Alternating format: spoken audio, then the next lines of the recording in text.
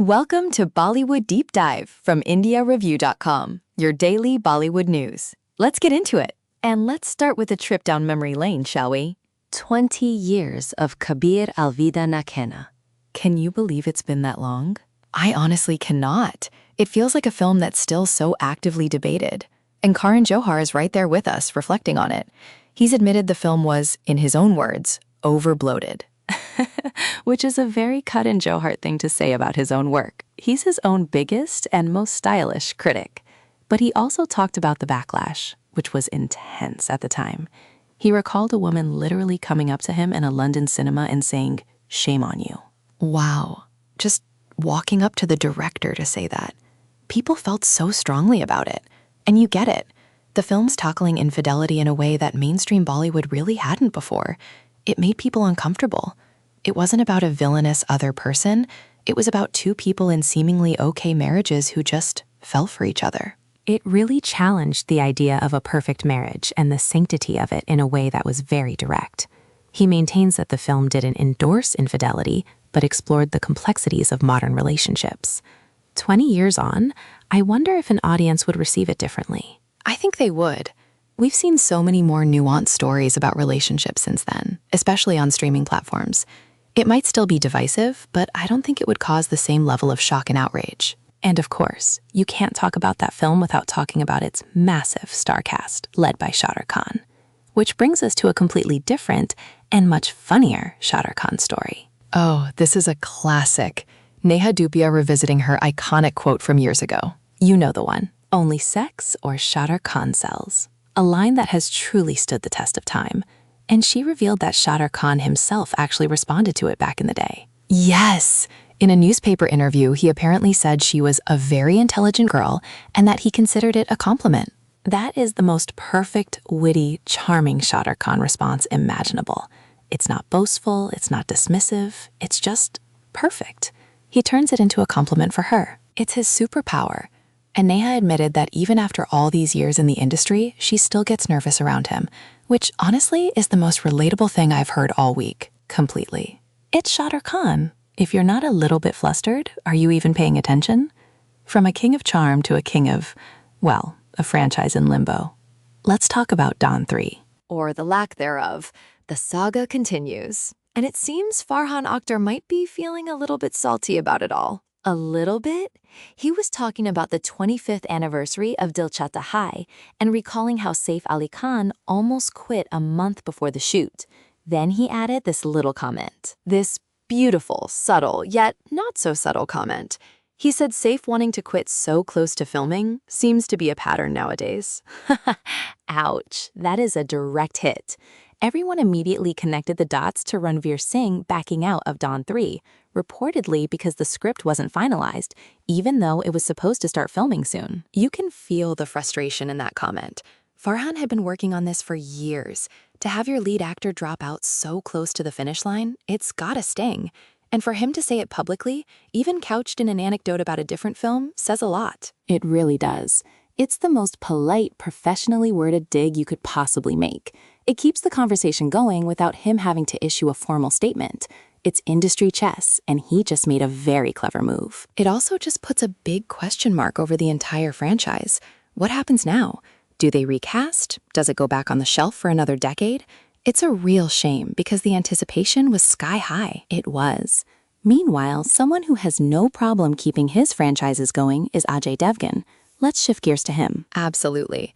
First up, the box office for The Mall 4. It's had a great run, and it's just on the cusp of its last big milestone. It needs just under 3 crore in the next 72 hours. It feels doable. It's been a solid performer, and audiences seem to love that comedy franchise. It's like comfort food. You know what you're getting, and it delivers. Exactly. But Ajay isn't just sticking to the big screen. He's making a pretty interesting move to television. He's set to host Crime Patrol 2026. Okay, I did not see that coming. He's taking over from Anup Soni, who is so synonymous with that show.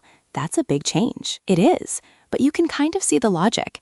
Ajay has this very serious, intense persona from films like Drishyam and Singham.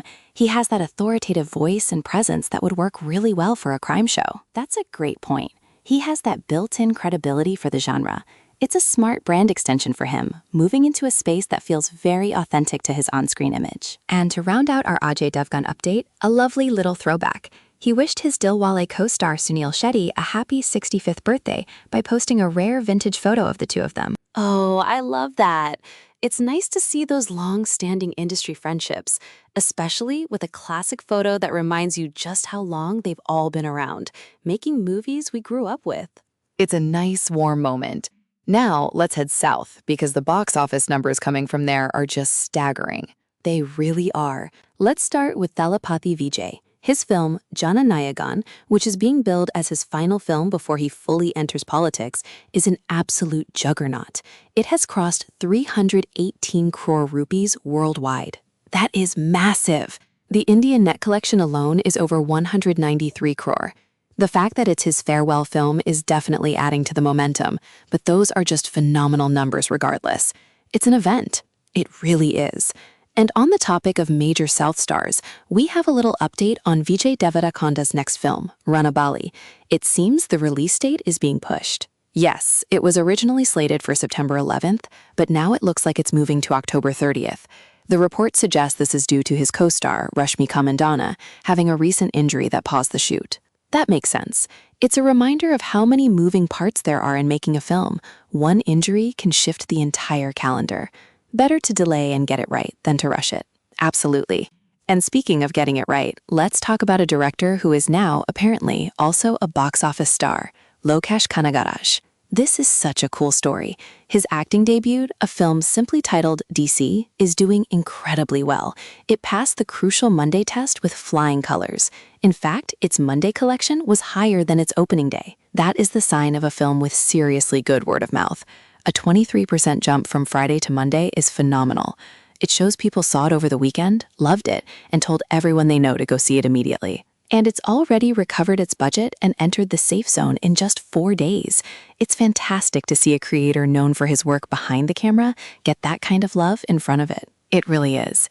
Now, from a surprise hit to some truly epic high-stakes predictions, we need to talk about Yash and Prabhas. The Game of Thrones, as one outlet called it.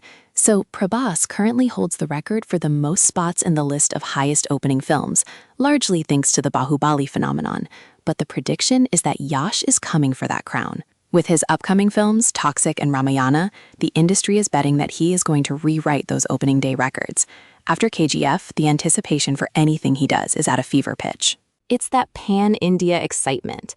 These are no longer just regional films. They are national and even international events. And speaking of events, let's talk about the film that might just be the biggest of them all. S.S. Rajamouli's next film, Varanasi, starring Mahesh Babu. Every new detail that comes out about this film just makes it sound bigger and more ambitious. The latest report is about a major sequence inspired by the Ramayana. But with a Rajamouli twist, of course. The plot apparently involves an archaeologist and time travel, and this sequence will feature Mahesh Babu as Lord Rama in an epic battle against the giant Kumbhakarna. Of course it will.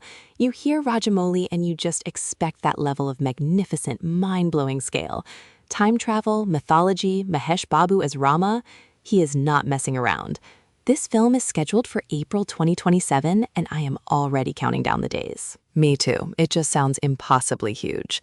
Okay, from the impossibly huge to the slightly more modest, let's do a quick run-through of some of the other films at the box office. A rapid-fire round. Go. Okay, on the tougher side of things, Raghav Juyal's solo lead film, Bhai Tera Star High, has ended its run as a box office disaster, earning less than 1.5 crore. Oof, that's rough. And Pankaj Tripathi's feel-good film, Oh My Dog, also had a really tough Monday, with a 72% drop from its opening day. It's struggling to find its footing. That's a shame. It's always hard for those smaller, sweeter films to compete for screen time and attention. On a more positive note, Sunny Deol's Bhatwara 1947, produced by Amar Khan Productions, has just opened its advance bookings and started strong, selling over 3,600 tickets in the first few hours. That's a solid start. The promotions are in full swing for that one.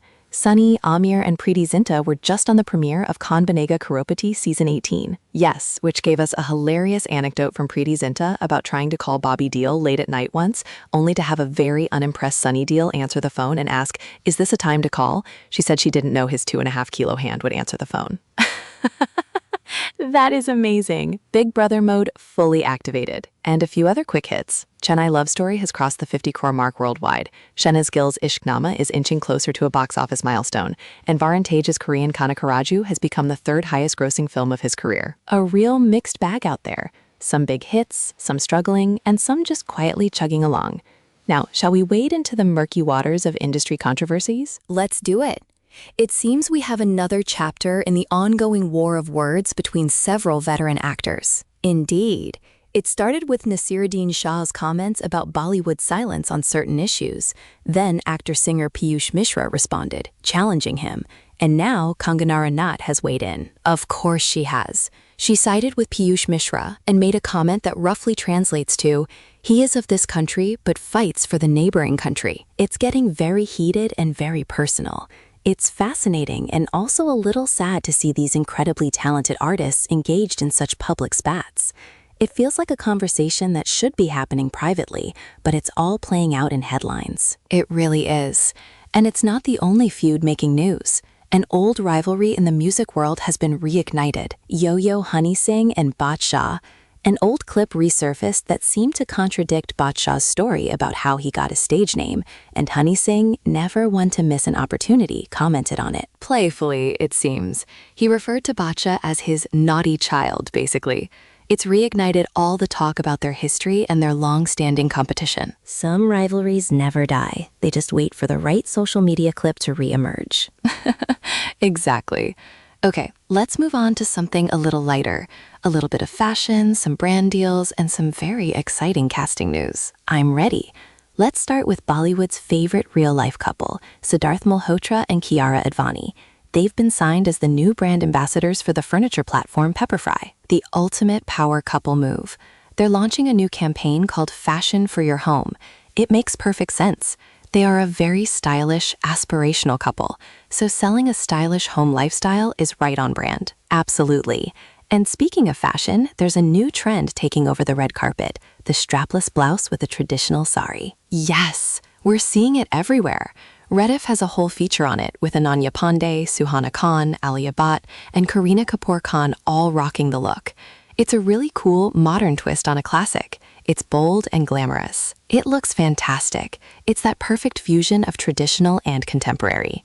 Now, for what I think might be the most intriguing piece of news today, a new biopic is in the works. And it's a big one. A biopic on the legendary music composer R.D. Burman, affectionately known as Panchamda. And the casting is just wow. Farhan Akhtar is set to play Panchamda himself, which is brilliant casting. Farhan is a musician, a singer, a director. He has that creative energy that feels perfect for portraying a musical genius. I completely agree. But wait, it gets even better. The film will also heavily feature the legendary actor Rajesh Khanna, who was a huge part of R.D. Burman's career. And stepping into Rajesh Khanna's shoes will be Akshay Kumar. Okay, that is fascinating. Akshay Kumar as Rajesh Khanna. He has the superstardom, he has the charisma. I'm really curious to see how he embodies that specific iconic personality.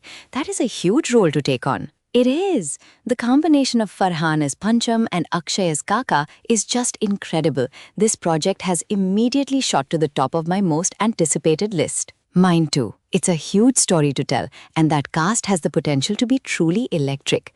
We also have some quick TV news. Karan Johar is back as the host for The Traitors Season 2 on Prime Video. He does love a good hosting gig. He's perfect for a show that's all about drama, alliances, and deception. He's just stirring a different kind of pot. An excellent way to put it.